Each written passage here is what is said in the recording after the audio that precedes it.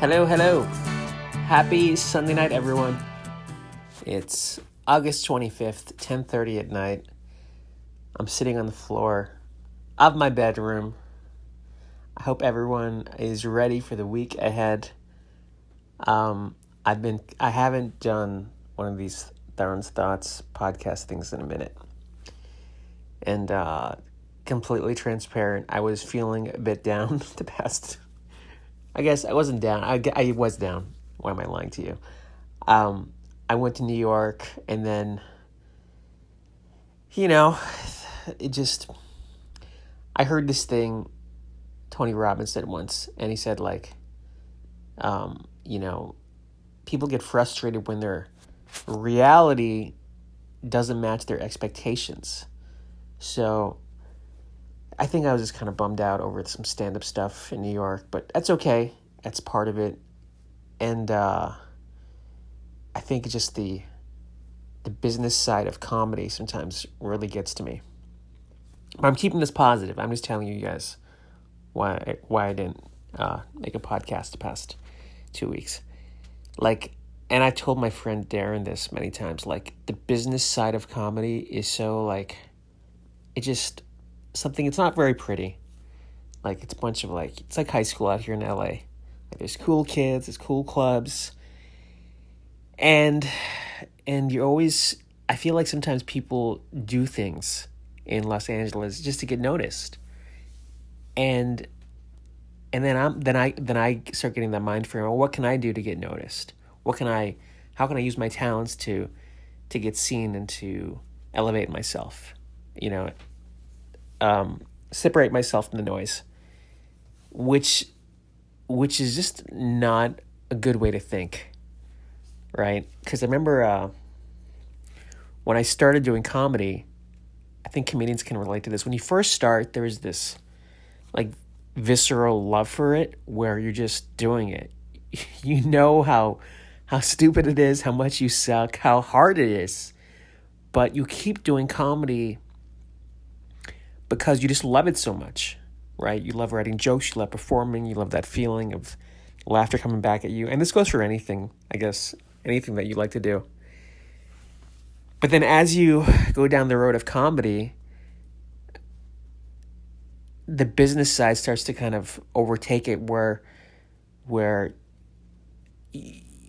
how you thought certain things were going to happen doesn't happen, and it takes away the fun of it, right? You don't get as many spots as you used to, or you see other friends doing better than you, more stage time, whatever. It's not even jealousy. It's just the actuality of what comedy is takes precedent over the joy of it sometimes. So that was really just bugging me. I was like, man, what am I doing? Am I just making shit just to stand out? Even this, I was like, am I just doing a podcast? But actually, I do like doing this. I actually, let me tell a quick story. I don't care if this kid hears it or not. Because I've gotten 20 or 30 emails from this podcast from people asking for help. And I always help people. I always do, which is my Achilles heel. Because I get sidetracked, but I'll tell this quick story. I did this podcast or Tarun's Thoughts thing about working at an agency. I must have got 50 emails from that stupid thing of kids asking me how to get, into an agency, right? I responded to every single person. In fact, a few of them even asked me to call them, right? I actually called 2 or 3 people, right? Which I never do. I remember when I was at DCOC, I used to get so much fan mail, and I never used to respond. But I'm generally trying to help people, right? So I responded to everybody. But my God, man, people will just, you give them an inch, people ask for a mile. They're like, hey, man, thanks. Can you take a look at this? Look at my resume. Can you help me? Can you make a call for me here? Can you refer? Dude, I'm responding to your email. So there's almost this thing where, and that's also why I needed to break from this thing, because I was like, man, I don't even know how I can. This started to become negative for me, giving my thoughts. And this is crazy because I look on YouTube, it has like 50 hits, but I guess on Anchor it gets a lot more. But it's crazy that people just keep asking for shit. I just didn't want to do it anymore. So I just iced everybody. I was like, I'm out. I'm out.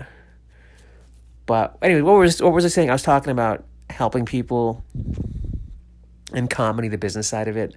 So that was getting me down a bit. And then, a guy who I find just a super genius, which if you haven't seen this guy's stuff, you are missing out because he's older, way older than I am.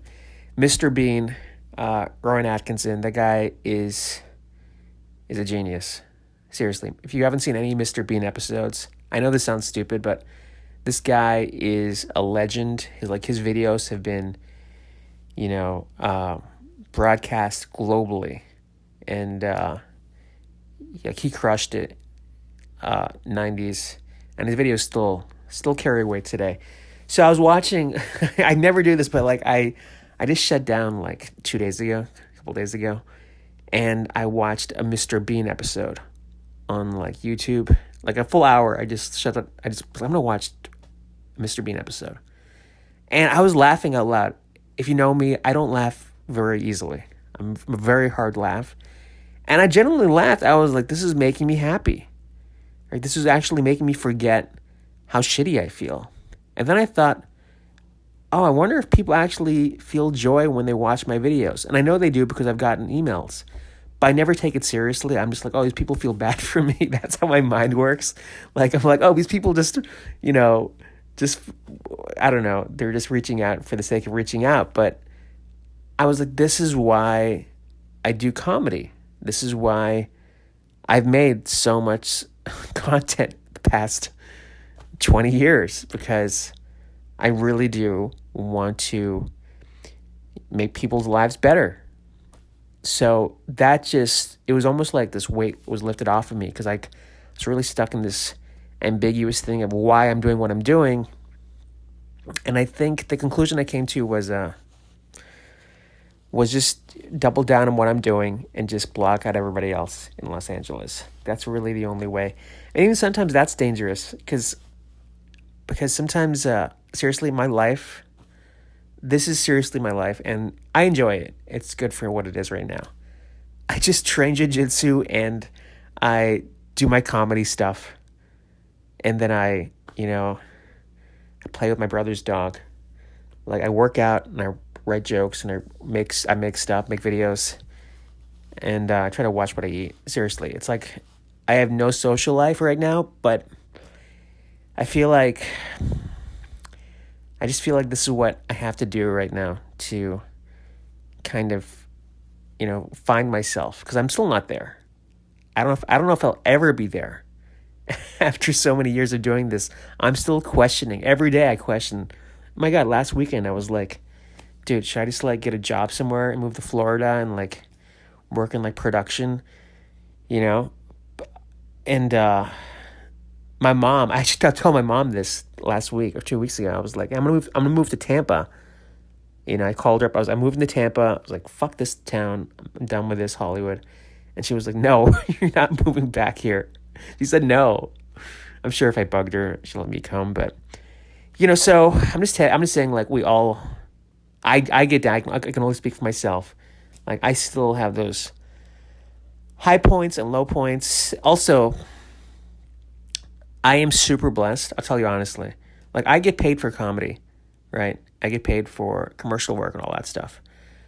Most of my income comes from print modeling, which is, I'm so grateful for it, but at the same time, I'm so frustrated with it too, because it's the one thing I can do so many different things. I can write, I can produce, I can act somewhat. I'm a good stand-up, but yet the one thing which you get paid the most for is smiling and like a mannequin. And I'm so grateful that I have this income, which gives me the freedom to do other things. So I know this I sound like a brat here, complaining about my modeling career, but So, by the way, if anybody wants to be a model, I should do a whole video, a whole podcast about that, because it's really easy. You just take a photo of yourself and send it to open calls agencies, print modeling agencies around town, and you're off and running. If you can just show up, which is my MO in life, just showing up, which is what I do. I show up for auditions. I never miss an audition. I never miss a self-tape, which means putting yourself on tape. And then people start knowing you, and they start direct booking you, and they start giving you jobs. So that's really my secret to anything, is just showing up and just, dragging yourself through the coals until you're ready to die. But, yeah, I don't know what the point of this was. But hey, you know what? I'm on a roll right now. I'll tell you everything. So, this is how concerned my friend was for me. Actually, Darren told me this. He goes, because I think I said this once, how I thought about, I was like, oh, I'm suicidal, whatever the hell, this is way back when. So Darren's like, dude, don't never tell anybody that. Don't ever tell a therapist that. I was like, why? He goes, friend of mine told the therapist he was suicidal, and the therapist had him locked up in like a 48-hour psych evaluation in a hospital, right? So I was like, oh, great. But hey, it's Sunday night. I'm ready for this week. I seriously am. I'm doing this thing called the Lancaster Comedy Festival. Okay, first of all, I've been busting my ass doing BobbyCon. That's another thing that's been pissing me off. Like, the BobbyCon stuff, it's so hard. Stand-up is so hard. People don't realize how hard comedy is.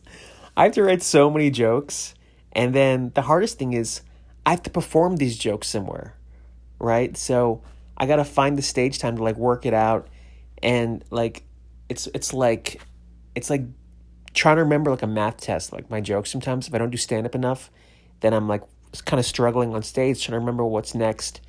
And I'm doing it in character as Bobby Khan. So it's incredibly tough. So I submitted for this comedy festival on the September 8th. That's a weekend.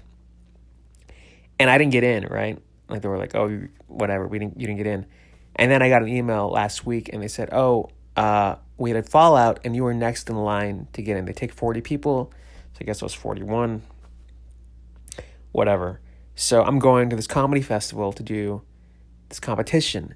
And let me tell you, I'm in it to win it. I'm going to go in there and just blow the roof off this place as best as I can. Because, I've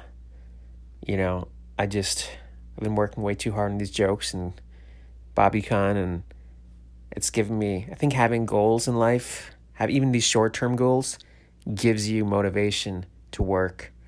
So bring on the week, baby. I'm ready. Have a great week, everyone. Peace out.